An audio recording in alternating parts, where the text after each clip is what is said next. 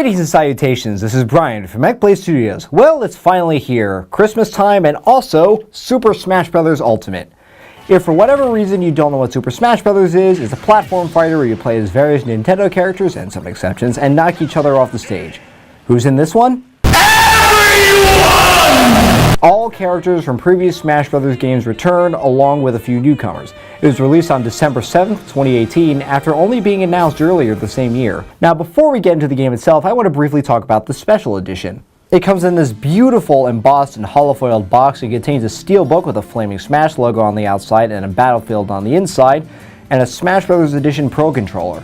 For whatever reason, my steelbook came with this dent, and the controller's right grip is slightly crooked, something unscrewing it couldn't fix. But I imagine I just got a somewhat janky copy, and the vast majority of Special Edition copies are fine. Onto the game itself, it's Smash Bros. Just with a massive roster. The graphics look great, and despite some assets being reused, most fighters and stages have received graphical upgrades since 4. In general, everyone's color schemes appear slightly muted compared to their appearances in 4. The UI and other theming has received an overhaul, making everything a bit easier to find, and the theming finally discards the style seen since Brawl. Not that Brawl's theming was bad, but seeing it again in 4 meant we essentially had the same menus for 10 years. The 900-track song soundtrack is amazing, with tons of great remixes of classic songs from the various Nintendo games the fighters hail from.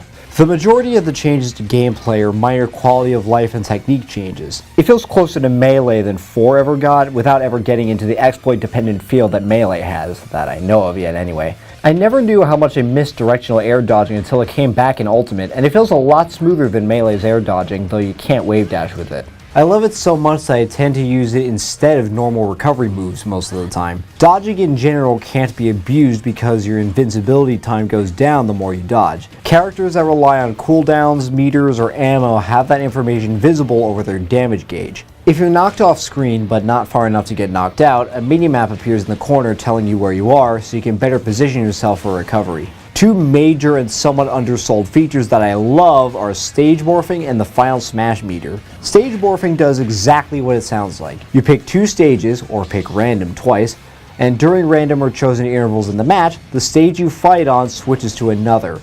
It keeps you on your feet and allows for a decent compromise if one character performs well on a stage and another's doesn't. It can also kill you if you're not careful.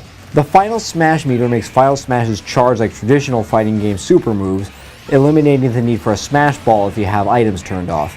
You can also charge and hold smash attacks for a much longer time than in previous games. A crap ton of stages from all the previous games return, but not all of them. Some of the exclusions make perfect sense. You can't have Pyrosphere because Ridley is playable now. But if they bother to do both Pokemon stadiums without combining them like Flat Zone X with all the modes, why not have the original planet Zebes or Melee's Mushroom Kingdom or Icicle Mountain? There are also only 4 new stages, though more will be added through DLC. I guess the only reason this slightly bugs me is that both versions of 4 already had a lot of returning stages. The fact that so many are in Ultimate is still amazing despite the lack of many new additions.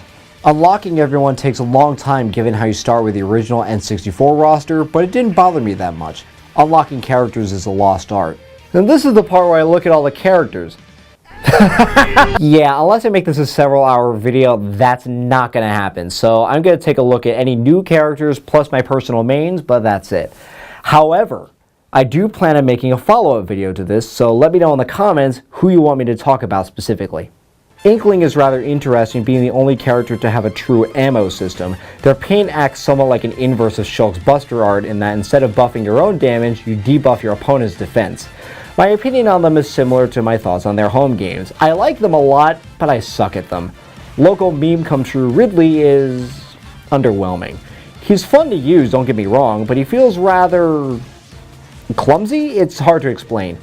He feels heavier than you think and doesn't reach as far as you think, and his recovery is not as helpful as you think. His skewer, while it does indeed do the insane amount of damage seen at E3 and such, is very hard to hit with the sweet spot. I understand that compromises had to be made in order to balance him, but I can't help but be a little disappointed. I still use him a lot for fun though. Daisy's Toad acts a bit different to Peach's, and her side B hits more quickly than Peach's. Other than that, she plays pretty much the same as Peach does. Simon is one of the coolest additions thanks to his fun moveset complete with Melee Sheik's whip. His B is especially powerful. He feels a bit heavy though, which is why I actually prefer playing as Richter as Echo, who's a bit lighter. Chrom is essentially Roy, but with a Lucinified sword and Ike's recovery move. Even as a huge Fire Emblem fan, I think he's a little too much, but since he's here, he is fun to use. However, the person put in charge of working on Robin never got the memo that Chron's in the game now, being that he's still present in Robin's final smash and victory screens. Come on, they could have changed him to either Morgan, Frederick, or even throw out pair up altogether and have Robin turn into Grima for a bit. Dark Samus is just Samus, but more floaty, and she uses electrical attacks rather than fire attacks. King K. Rool is a joy to play with. He's heavy, but in a good way. I find it odd that he has a counter like a good chunk of the rest of the roster, but that's the only gripe I have with him. He plays well, he animates well, and has one of the most excessive final smashes in history. He's one of my new favorites. Isabelle is a heavily modified villager with a reportedly broken fishing rod, a literally game-breaking slingshot, and the ability to summon infinite assist trophies. She has apparently been tuned a bit since launch though. She's still pretty fun to use. Ken plays like Ryu, but with more kicks. I was never all that great with Ryu, and thus I'm not that great with Ken either.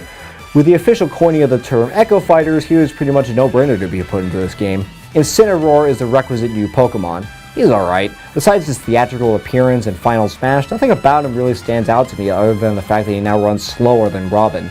Moving on to my personal mains, Mario's the usual pick up and play starter character, though he doesn't seem to hit as hard as he did in 4. Also, I know this is already nerfed in 4, but I really miss his extra cape jump from Melee.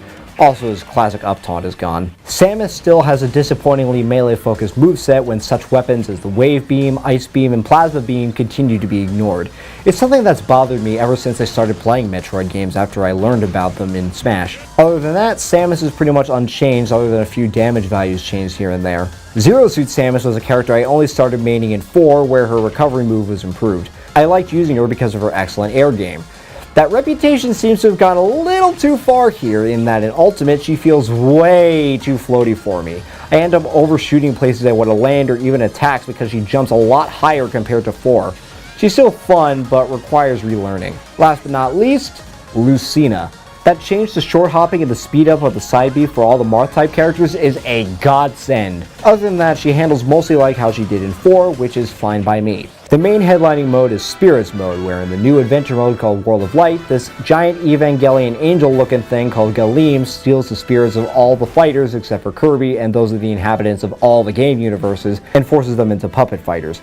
You traverse this giant amalgamated world trying to free your fellow fighters and the spirits that power the puppets. The way these spirits are presented are actually quite charming and spot on in regards to what game character the fighters are supposed to portray, showing that the developers really did their homework and remembered a huge chunk of obscure side characters and what they do. Spirits themselves replace, well, all the collectibles from previous games, though they mostly function as a cross between Brawl stickers and Force custom items. Sadly, despite replacing trophies, none of the spirits come with descriptions of who they are outside of names or games of origin, though looking at them in terms of what would impact my wallet less, I'll accept this. You pick a primary spirit, which have their own attack and defense modifiers, and select as many support spirits as can fit into the primary slots. They can immunize you to stage hazards, give you items, buff you at high damage, and so on. During the majority of my playthrough of World of Light, which is not short by the way, I used this Navarre spirit that let me start with a killing edge. In addition to enhancements granted by spirits, World of Light also has a skill tree that grants similar abilities with a few unique ones from what I could find anyway. My favorites are the one that lets you hold the already extended smash attack charge indefinitely until you release the stick, and the one that lets you get 2 final smashes in a row, which can break the game if you use someone like Zero Suit Samus. And this is where I'm going to get into spoilers, so if you don't want to hear anything, skip to this time code. I'll say beforehand that it's called an adventure mode rather than a story mode for a reason. You have 5 seconds.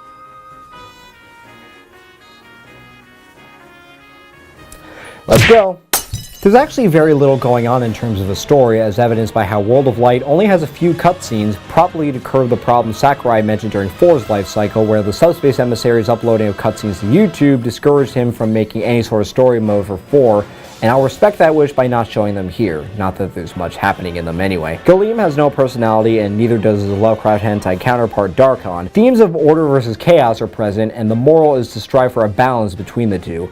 Absolute order means no freedom, but absolute chaos means no safety. When it was time to choose between the two, I just assumed screw both of them because they're both assholes and never pick a side for as long as possible, until it turned out that this was an actual option. After a special treat that I won't even spoil in the spoilers section, you fight both Galeem and Darkon together, or even try to damage each other. They die, the end. So in terms of story, it's pretty lacking, but that being said, the experience of playing through the adventure itself was a blast. Yeah, it's not a platformer beat 'em up like Subspace Emissary, but still a lot of fun to travel through huge maps, solve puzzles, and encounter spirits and characters you'd never think would appear in this game. Everyone is here indeed. As long as you're not looking for a deep, complex story, World of Light is great. Classic mode returns with a twist. Each character except for the Mii fighters has a concrete set of fighters to beat, which is basically a way that it replaces the now absent event mode. Most fighters get Master Hand and Crazy Hand as bosses, but a few exceptions appear every so often. Everyone also has this race to the finish type maze to run through, but it's very easy. Credits are a shmup, and depending on how many names you hit, you get more items at the end. That said, you'll get tired of them really quickly if you use Classic mode as the main method to unlock fighters, or just clear it with everyone. The only Stadium mode to return is Mob Smash, the game's multi-man mode. You only get 3 options: Sentry Smash, knock out 100 Miis; All-Star Smash, knock out every fighter in one go as a replacement to All-Star mode; and Cruel Smash. Home Run Contest and Target Test are missing. Come to think of it, the Stage Builder is missing too. I get the feeling that the developers spent more time making fewer, higher quality modes rather than just making as many modes as possible, which led to such half-baked efforts as Force Target Smash and Smash Tour. I actually really like Smash Run though, so I'm sad that's gone. Which makes me wonder what happened with the online portion. Let's start with content. The idea of online is pretty self-explanatory. You fight other people over the internet and build up your global Smash power. Background matchmaking lets you play other modes while you look for a match, but at the time of this recording, i.e. launch, it's not necessary because everyone's playing and you'll find a match in a few seconds. Despite that, there's a really nice feature. You can set the parameters of the kind of match you want to play and find matches that adhere to those parameters most of the time. All this is well and good, say it with me now, in theory. Sadly, the game uses peer-to-peer hosting, meaning the connection depends on the connections of your opponents, meaning that there's a very high chance you'll get matches where the game is barely playable because of the lag. Personally, I've been rather lucky in that I haven't run into too many of these sorts of matches, but I have run into quite a few. Using a wired LAN connection does help a little though. This wouldn't bother me so much if the online servers that we now have to pay for meant Nintendo would set up dedicated servers for the game. What's even more annoying about it is that Splatoon and Mario Kart work perfectly fine online. This is now the 3rd Smash game in which online is barely functional.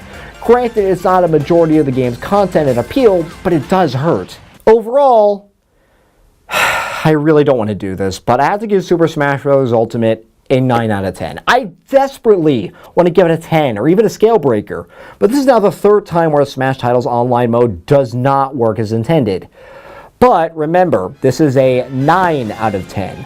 It's still an amazing game that I would absolutely pick up and absolutely get a Switch just to play if you haven't yet.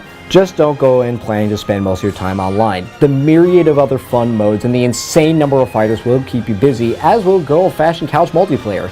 Yes, each Joy-Con can be a controller, so 4 sets of Joy-Cons will give you the ability to play 8-player Smash. Ultimate is Masahiro Sakurai's magnum opus, and I highly suspect that this is the last one he's making.